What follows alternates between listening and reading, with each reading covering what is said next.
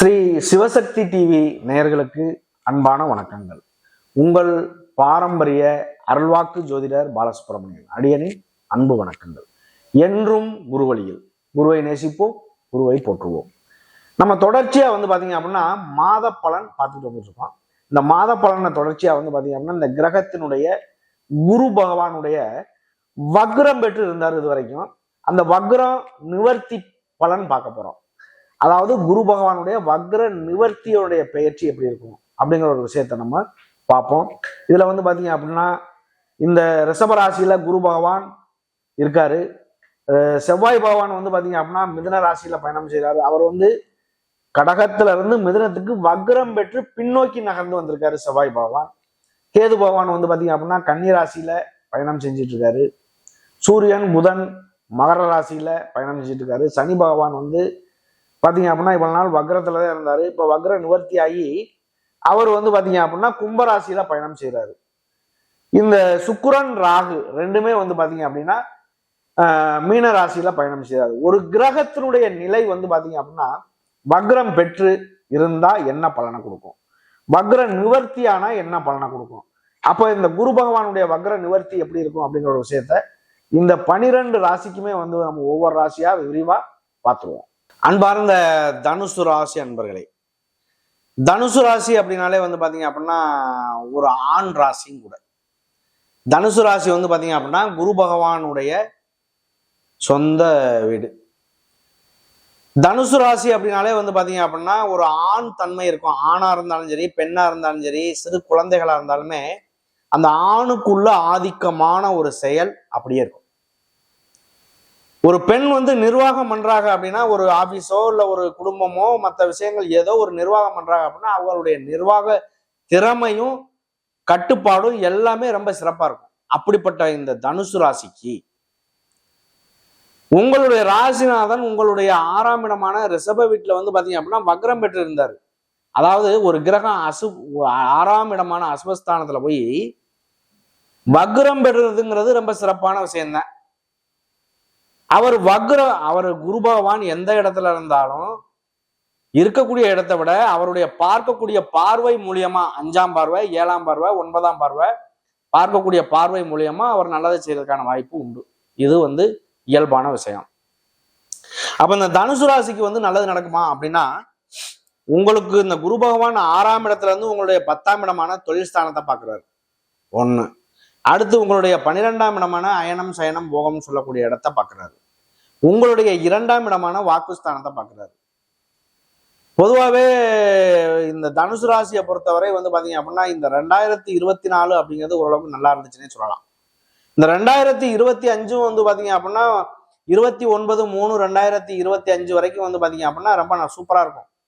ஆனா இதுல ஒரே ஒரு மைனஸ் பாயிண்ட் அப்படிங்கிறது என்ன அப்படின்னா சனி பெயர்ச்சி திருக்கணித பிரகாரம் 29/3/2025 பெயர்ச்சி ஆகிறார்.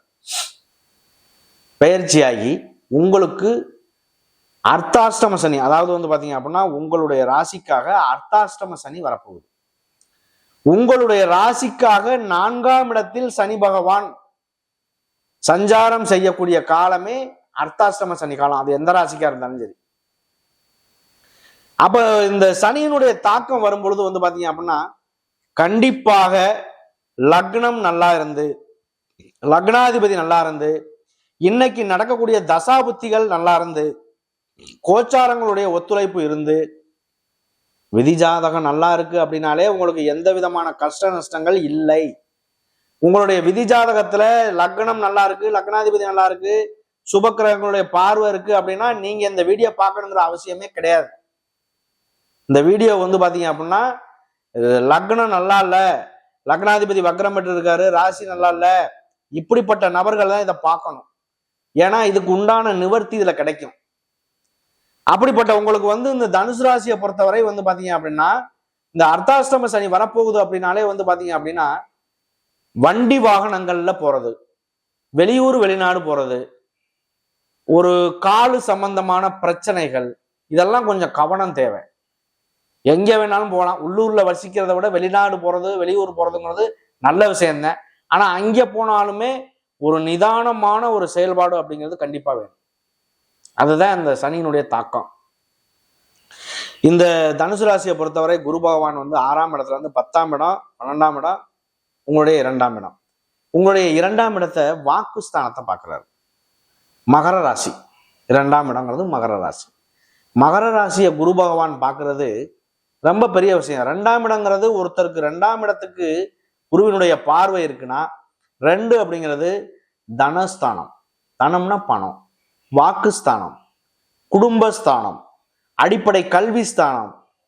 இதெல்லாம் ஒரு குழந்தை படிப்புல மந்தமா இருக்கு, கவனம் கம்மியா இருக்கு அப்படின்னா, இந்த குருவினுடைய பார்வை வந்துருச்சு அப்படின்னா கண்டிப்பா அந்த குழந்தை டெவலப் ஆயிரும்.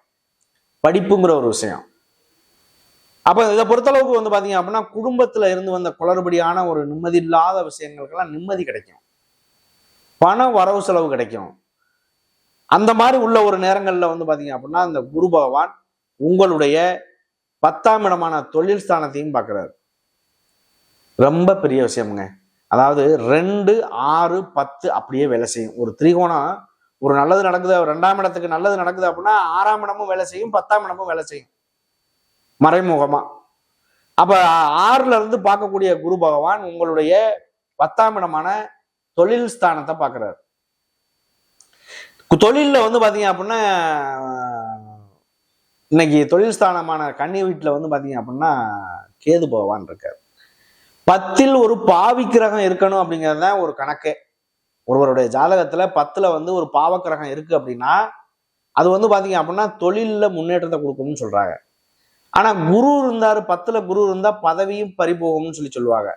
ஆனா குருவினுடைய அங்க இருக்காரு அப்படின்னா அந்த 10ங்கிற தொழில் ஸ்தானத்துல இறக்க சிந்தனையை காமிச்சிருவாரு. அவர் வந்து பாத்தீங்க அப்படின்னா முற்றிலும் சுபக்கிரகம் அப்படிங்கிறனால யாரு கேட்டாலும் இல்லைன்னு சொல்லக்கூடிய ஒரு மனம் வராது. அப்ப நஷ்டத்தை சந்திக்க வேண்டிய சூழ்நிலை வரும். இதனாலதான் அந்த ஒரு வார்த்தைகள் சொல்றாங்க. அப்ப இந்த குரு பகவான் வந்து கேது இருக்கக்கூடிய இடத்தையும் குருவினுடைய பார்வை இருக்கையில அது மென்மேலும் ஒரு தொழில் பண்றாங்க, சின்னதா ஒரு வண்டியில ஒரு கடை போடுறாங்க அப்படின்னா அவர் ஒரு கடை பிடிச்சி தனியா ஒரு கடை போட்டு டெவலப் ஆகிற அளவுக்கு ஒரு திறமையை வளர்த்துக்குவார். பணம் அது அளவுக்கு கிடைக்கும்.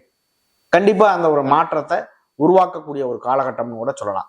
அவரவருடைய நிலைக்கு தகுந்தார் போல், தகுதிக்கு தகுந்தார் போல், வயதுக்கு தகுந்தார் போல் மாற்றங்கள் நடந்தே தீரும்.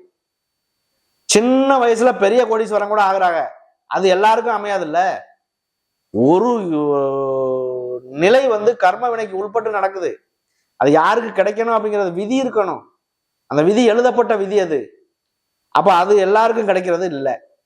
பொதுவாகவே வந்து பாத்தீங்க அப்படின்னா இந்த எத்தனையோ கோடி கணக்கில் மக்கள் வாழ்றான். எல்லாரும் வேலைக்கு போகாம வீட்டுல இருந்து சுகபோகமான வாழ்க்கையை சந்திச்சுக்கிட்டேவா இருக்காங்க? இல்லை இல்லை. அவருடைய வாழ்க்கைக்காக அவங்க ஓடிக்கிட்டே தான் இருக்கணும். கொடுக்குற தெய்வம் கூரையை பொத்துக்கிட்டு கொடுக்கும் அப்படிங்கிறதுக்காக நாம சும்மா வேலைக்கு போகாம நம்ம உட்கார்ந்தோம் அப்படின்னா நமக்கு ஒன்றும் கிடைக்க போறது இல்லை. அப்ப இதை பொறுத்தளவுக்கு எப்படி இருக்கும்? உங்களுக்கு இந்த தனுசு ராசியை பொறுத்தளவுக்கு ஒரு கௌரவமான தோற்றம் அப்படிங்கிறது கண்டிப்பா இருக்கும். அந்த கௌரவத்தை இழக்க மாட்டாங்க. அப்படி ஒரு வழிவாய்ப்பும் கிடைக்கும். ஆனால் அதையும் தாண்டி உங்களுடைய 12ஆம் இடமான அயனம் சயனம் போகம் சொல்லக்கூடிய இடத்தையும் பார்க்கிறார். அப்ப எப்படி இருக்கும்? கண்டிப்பா வெளியூர், வெளிநாடு இந்த மாதிரி ஒரு அமைப்புகள் அமையலாம். அது இல்லாம வாழ்க்கையில உங்களுக்கு கிடைக்கக்கூடிய இல்லற சுகங்கள், வண்டி வாகன யோகங்கள், வீடு கட்டுறது. 12ஆம் இடம் வேலை செய்யுது அப்படின்னா 8ஆம் இடம் வேலை செய்யும், 4ஆம் இடமும் வேலை செய்யும். 4 அப்படிங்கிறது வீடு, மனை, வண்டி, வாகனம், தாய். 8 அப்படிங்கிறது கோர்ட்டு கேஸு, வம்பு வழக்கு இந்த மாதிரி உள்ள இடம். அப்ப இந்த கோர்ட்டு கேஸு, வம்பு வழக்கு இருக்கக்கூடிய இடமா இருந்தாலும் கூட அதை உங்களுக்கு சாதகமா பயன்படுத்தக்கூடிய காலம்னு சொல்லலாம். எல்லாருக்குமா கோர்ட்டு கேஸு, வம்பு வழக்கு நடக்குது? நில சம்பந்தமா, சொத்து சம்பந்தமா, பண சம்பந்தமா நிறைய பலவீனங்களை சந்திக்க வேண்டிய சூழ்நிலைகள் வருது இல்லை? அந்த மாதிரி உள்ள ஒரு சூழ்நிலைகள்ல உள்ள நபர்களுக்கு இது ஒரு விடிவு காலம்னே சொல்லலாம். இதுல வந்து முதல் நட்சத்திரங்கிறது மூல நட்சத்திரம். மூல நட்சத்திரக்காரர்கள் வந்து பாத்தீங்க அப்படின்னா பொதுவாகவே ஒரு அவங்களுக்கு இயல்பான குணம் அப்படின்னா அஸ்வினி மகம் மூலம் 3 நட்சத்திரத்துல பிறக்கக்கூடிய யாரா இருந்தாலுமே பொதுவா வந்து ஃபர்ஸ்ட் வர்றது வந்து எந்த பாதமா இருந்தாலும் கேது மகா தசை வந்துடும். அந்த கேது மகா தசையில வந்து பாத்தீங்க அப்படின்னா அவங்களுடைய அடுத்து வரக்கூடியது சுக்கிர தசை. கேது மகா தசை 7 வருஷம். அதுல எந்த பாதத்துல பிறக்கிறாங்களோ அதை வச்சுதான் எத்தனை வருஷங்கள் கணக்கெடுக்க முடியும். உங்களுடைய அடுத்து வந்து சுக்கிர தசை முழுமையா 20 வருஷம் நடக்கும். 20 வருஷம் இதுல ஒரு குறை வருஷம் 25 26 வயசுக்கு மேல்பட்டு அடுத்து வந்து பாத்தீங்க அப்படின்னா சூரிய தசை ஆரம்பிச்சிடும். இந்த சூரிய தசையில வந்து பாத்தீங்க அப்படின்னா உங்களுடைய வாழ்க்கையில சகல விதமான செல்வங்களும், செட்டில்மெண்ட், படிப்பு, படிச்சதுக்கு தகுந்த தகுதியான வேலை, வேலைக்கு தகுந்த சம்பளம், திருமணம், குழந்தை பேரு எல்லாமே இந்த சூரிய தசையில அவங்களுக்கு கிடைச்சே தீரும். அப்ப இந்த சூரிய தசையில கிடைக்கும் போது அவங்களுக்கு அந்த சூரிய தசை வந்து கண்டிப்பாக ஒரு நல்ல மாற்றம் இருக்கும். சூரிய தசை அப்படிங்கிறனால நிறைய பேருக்கு கவர்மெண்ட் வேலை கிடைக்க கூட வாய்ப்பு இருக்கும். அப்படி ஒரு அமைப்புக்குள்ள வருவாங்க. நிறைய இந்த மூல நட்சத்திரக்காரர்கள் ஆண் மூலம் அரசாலும், பெண் மூலம் நிர்மூலம்னு சொல்றாங்க. அது அப்படி ஒரு கணக்கு எடுக்கவே கூடாது எப்பவுமே. பெண்ணுக்கு மூல நட்சத்திரம் இருக்கு அப்படின்னா அதுவும் நல்ல வாழ்க்கை அமையும். அது அவர்களுடைய விதியினுடைய அமைவை பொறுத்து அது நம்ம ஜாதகம் கொடுத்தாங்கன்னா அதுல பார்த்து சொல்லலாம். இதுல அடுத்து வந்து பூராட நட்சத்திரம். பூராடங்கிறது வந்து பாத்தீங்க அப்படின்னா பரணி பூரம் பூராடம். இந்த பரணி பூரம் பூராடம்ங்கிறது வந்து பாத்தீங்க அப்படின்னா பரணி நட்சத்திரங்கிறது சுக்கிரனுடைய நட்சத்திரம். பொதுவா ஒரு வீட்டுல வந்து பாத்தீங்க அப்படின்னா ஒரு 4 குழந்தைகள் இருக்கு அப்படின்னா கடைசி குழந்தைக்கு வந்து பரணி பூரம் பூராட நட்சத்திரத்தை பார்க்கனா அது குட்டி சுக்கிரன்னு சொல்லுவாங்க. அந்த குட்டி சுக்கிரன் குடிய கெடுக்கும் அப்படிம்பாங்க. ஆனா கடைசி குழந்தை அந்த மாதிரி பிறக்கக்கூடாது அப்படின்னு சொல்லுவாங்க. தாராளமா பிறக்கலாம். நம்ம ஏன் சொல்றோம் அப்படின்னா உங்களுடைய லக்னாதிபதி உங்களுடைய வாழ்க்கை விதி ஜாதகம் நல்லா இருக்குன்னு வச்சுக்கோங்க. அந்த சுக்கிரன் நட்சத்திரத்தினுடைய அதிபதி நல்ல நிலையில இருக்காருன்னு வச்சுக்கோங்க. எப்படி கெட்டு போகும்? கெடவே கிடாது. வாழ்க்கை சிறப்பாத்தான் அமையும். அப்ப குட்டி சுக்கிரன்னு சொன்னாலும் ஏதாவது ஒரு வகையில அவங்களுக்கு வேணா பலவீனங்கள் இருக்கலாமோ தவிர 100க்கு 99% எந்த குறையுமே வராது. வாழ்க்கை செல்வ செழிப்பான வாழ்க்கை தான் இருக்கும். அதுல எந்த குறையுமே இருக்காது இந்த பூராட நட்சத்திரத்துக்குமே. அடுத்து வந்து உத்திராட நட்சத்திரம். அதாவது கார்த்திகை, உத்திரம், உத்திராடம் மூணுமே வந்து பாத்தீங்க அப்படின்னா சூரியனுடைய முதல்ல வர்றது சூரிய மகாதசை.